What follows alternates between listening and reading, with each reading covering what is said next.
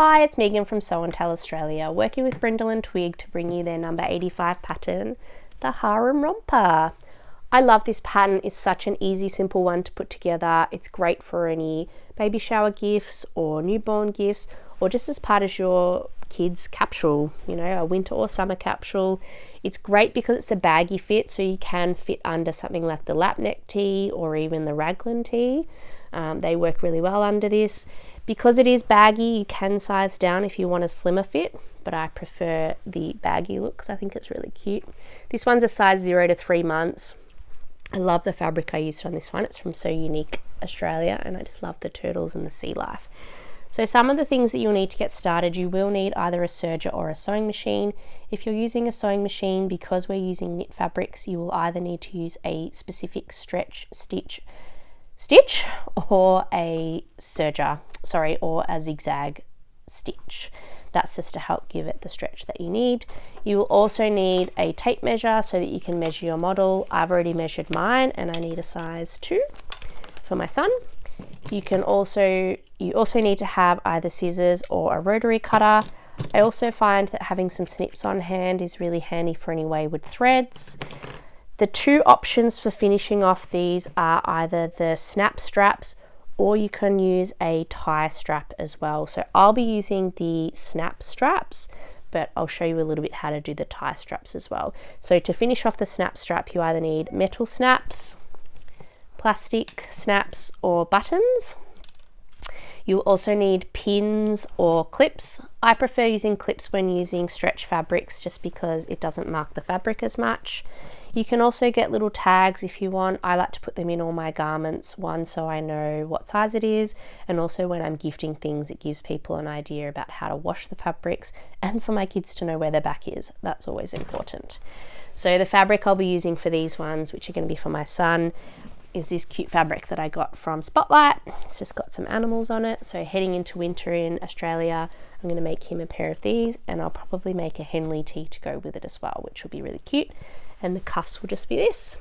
So that's all the things we need to get started. So let's go and cut our pattern pieces out. I'm using a projector to cut my pattern pieces today, but it's the same whether you're using a projector or paper pattern pieces. So what you need to do is cut all your paper pattern pieces out, or load up your projector pieces, and then lay your fabric out, cutting everything that it says.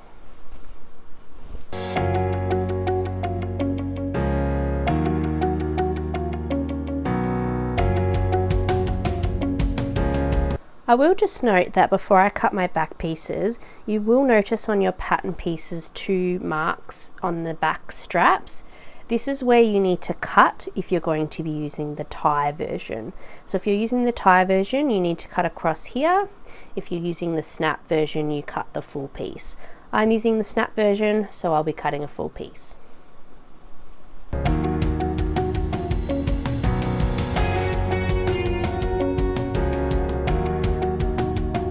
Again, just before I cut my lining pieces, so if you are doing the tie version, make sure you cut the same line on the lining as you did on the main pattern piece, otherwise you cut the full piece out.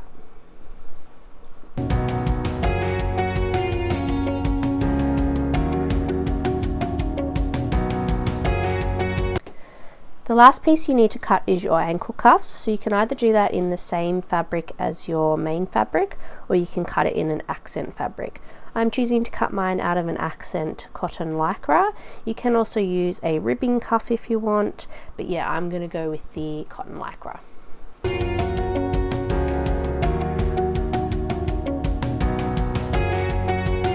You should now have all your pattern pieces cut out. You will have a front piece, a back piece. I choose to mark my back pieces with just a little bit of tailor's chalk or something similar, so I know that these are the back pieces, particularly when they're quite similar pieces and you may get a little bit confused. And your front and back lining pieces. Again, my back lining piece, I've just popped a little bit of tailor's chalk so I know that's my back lining piece. And your cuff pieces. A little quick note before we get started with the sewing. You may have noticed in my serger, I have changed my left needle out to a grey. This is a little industry trick that when you're working with knit fabrics, obviously they stretch a little bit and tend to show the stitches.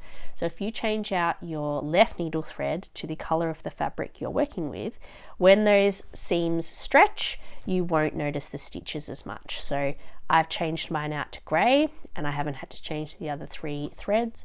Particularly handy if you're a little bit afraid of changing your serger thread. But yes, that's why I have grey in the left needle, and just a little industry trick for you. Let's get started with sewing this together. First thing we're going to do is lay down one of our pieces. It doesn't matter if it's the front or back, and we're going to lay that right sides up. You're then going to get your back piece or your coordinating lining piece. Now I've already put on some stabilizer, so this is just iron on interfacing, or you can use just an extra piece of fabric, but you're going to lay that right sides together, lining it all up and clip, because we're then going to go and serge all the way along the outside edge of your piece. Once you've done your first one, you repeat it to the other side.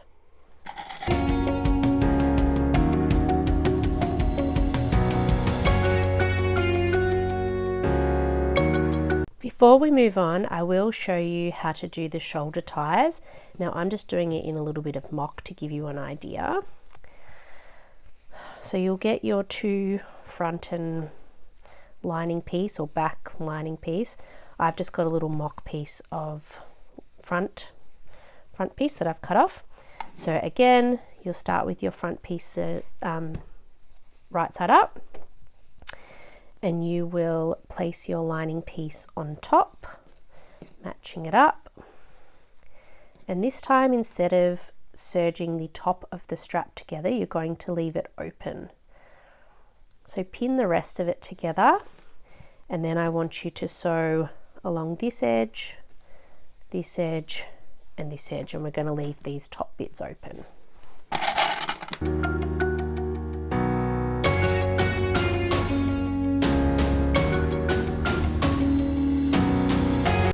So you should end up with a piece looking like this. Obviously you will have a longer actual piece. I've just got 2 sample pieces. But what you're now going to do is grab your ties. Now I have just cut a 6" by 1" piece of lycra, but you can also use twill tape or ribbon or shoelaces, whatever you want to use as your ties, but it has to be 6 inches long. And what you're going to do is insert them into your strap, pull it through, and just make sure that it's lying flat, because we are going to serge along the top here, and just pop a clip in it.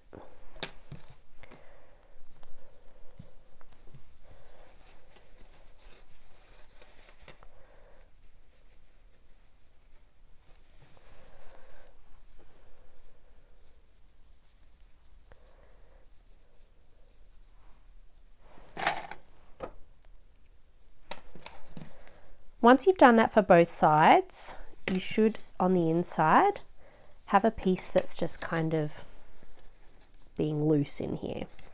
Again, it is really important to make sure that it's flat so you don't get it twisted when you're sewing. But now we're going to serge along the top edge. So now you should have it looking like this, and your ties will be on the inside. Now it's really important if you're using a single-sided fabric, so I've just used a plain grey, but if I was going to use the Fireworks fabric, it's really important to make sure that the print side is laying against the main part of the body, so that when you turn your shoulder straps out, you will have the printed side at the front. So they are our ties. You would repeat that to both front and back, and then you'd have your tie pieces. But for now, we're going to continue on with the snaps. Regardless of whether you've done the shoulder tie or the snap button straps, your pieces should look like this at this stage. We're now going to attach our front and back pieces together. So you get your front piece and your back piece, which I know because of that, and you're going to turn them so that they are right sides together. You are then going to get your two side seams and match them up. I like to pop a little clip in,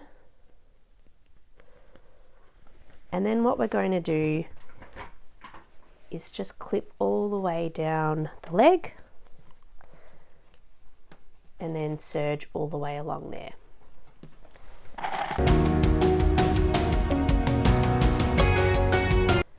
By this stage, your pieces should look like this. So your lining pieces are folded up and stitched along there all the way down to the bottom on both sides. And your inseam has been serged as well. The next step we're going to do is our cuff pieces. You need to take your two cuff pieces that you cut out earlier, fold them right sides together, and you're going to sew along the longest edge on both pieces.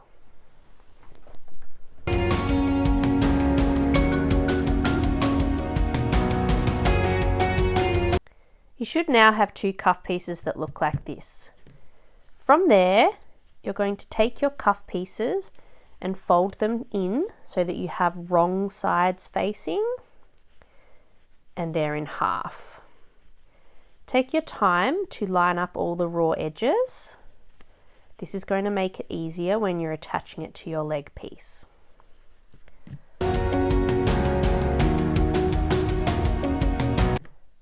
Once you've got your two folded cuff pieces, take your romper, and while it's still inside out, you're going to take your leg cuff and slip it inside the leg piece. I like to make sure my inseam seam lines up with the seam of my cuff. So I'm going to get that, line them all up, and pop a clip in it. From there, you want to make sure you've got all three raw edges lined up together. So you've got your outer raw edge and then your two leg cuff pieces. I tend to stretch my cuff piece out just so I know that it's gonna fit, and I'll pop a clip on the other side. You can quarter it if that is easier, but on these smaller pieces it's sometimes a little bit tricky to quarter the leg cuff, so I just stretch it out. We're then going to take it over to the serger, and we're going to serge all the way around our leg cuff.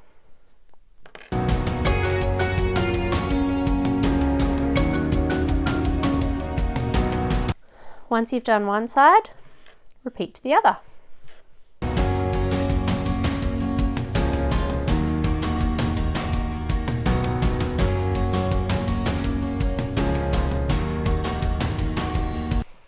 We're almost done. So this is what it'll look like now. Your garment is inside out, and we are going to now turn it the right way out.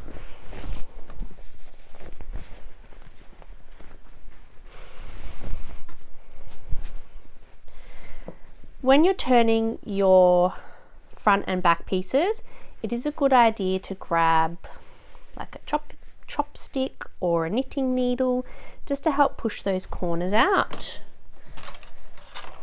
Here's one I prepared earlier. I'm just going to grab it and push it right into those corners just to make sure that they're all the way out. Gives it a nice crisp edge.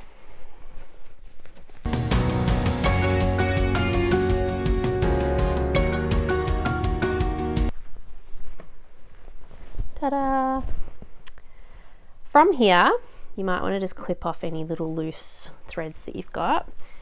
But you're going to take this over to the ironing board or iron and give it a really good press. You want to make sure that your lining pieces are nice and flat. and that will just help just make it sit a bit nicer. So take that to your ironing board, give it a really good press, and the next thing we do is our snaps. If you did the tie version, you're now done, but because we're doing the snap version, we need to include our snaps. I'm going to put 2 snaps per strap for extra security, so I need to make sure I've got 2 male snaps and 2 female snaps. The way you tell the difference is the male snaps have a prong on them or a stud, and the female snaps are a socket, so they're flat. So stud, socket. These are the rings and they're universal. They go on both the male and female version. But you lay your pieces out, fold them over as the back is going to come over the top, and just roughly work out where you want your snaps to go. It's really important to make sure that you put them on right, particularly with metal snaps, as they're very hard to get off. I choose to put mine on with an industrial snap press because it just makes it a little bit easier with metal snaps, but you can also use plastic snaps, handheld one as well. So let's pop all our snaps on.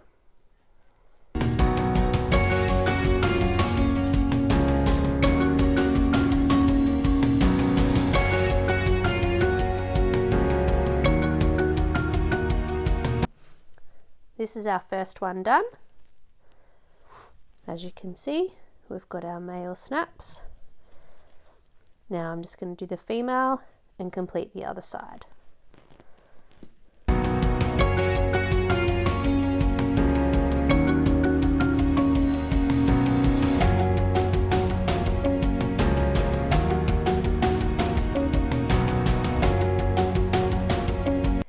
And you're all done. These are your harem rompers all finished now with your snaps done here or your ties. The last thing you can do if you want is to pop a machine stitch just down the side seams just to help stop the lining coming out. So that just makes it a little bit easier if you want to. Otherwise, this is it. Like I said, this pattern is great for layering, so pairing it with something like the raglan tee or the lap tee or even the free ringer tee. That's a good one to pop underneath. I'll probably be making a raglan tee for this one, which I'm looking forward to putting together in maybe something like a rib knit, which would look good. And like I said, coming into Australian winter, this one's going to be good for that. Hopefully you liked this video and gained some knowledge. The next video I'll be doing is the summer romper, which I can't wait to do because that one's one of my very, very favorite patterns. But as always, like and subscribe to the video so that you get the notifications when we upload the next one. Otherwise, we hope you enjoyed this video. Thanks.